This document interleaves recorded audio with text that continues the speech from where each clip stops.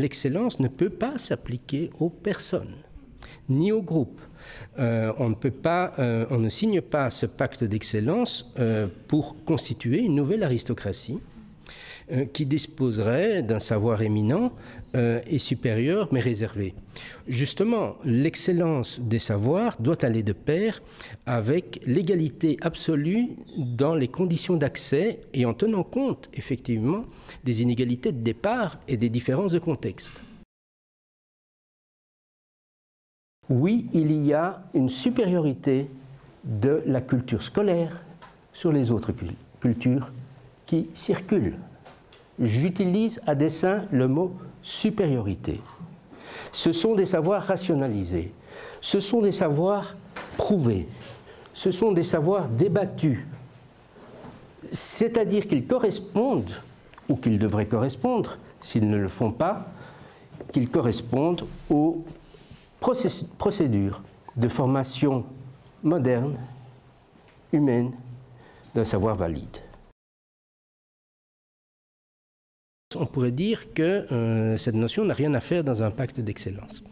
Mais mon point de vue n'est pas tout à fait celui-là, parce que je pense que c'est une définition naïve du plaisir qui serait du coup mise en avant, parce que dans l'expérience humaine, pensez par exemple au plaisir physique, au plaisir du sport par exemple, la peine fait partie en quelque sorte de la production du plaisir lui-même. Est-ce que nous avons créé l'autre plaisir?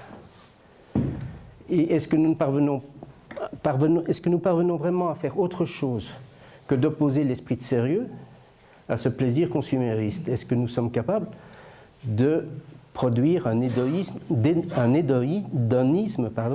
alternatif?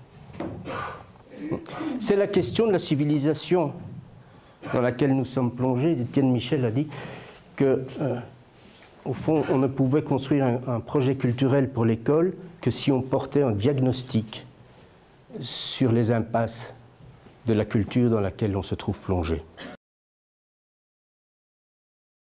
Pour la première fois, je vois écrit noir sur blanc dans un pacte qui concerne la structure de l'enseignement que l'éducation esthétique, l'éducation culturelle, en ce sens d'une éducation à la sensibilité, mérite d'être prise aussi au sérieux que l'éducation à à la langue maternelle ou au système formel.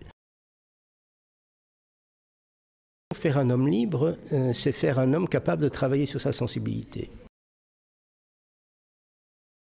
Il faut qu'il y ait des enseignants qui soient fiers du savoir qu'ils enseignent. Il faut bien entendu des écoles, il faut surtout ce climat de bienveillance sans lequel il n'y a pas d'éducation possible.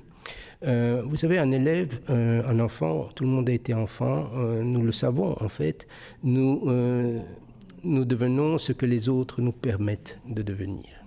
Pas ce qu'ils nous obligent à devenir. Souvent, nous devenons autre chose, mais ce qu'ils nous permettent.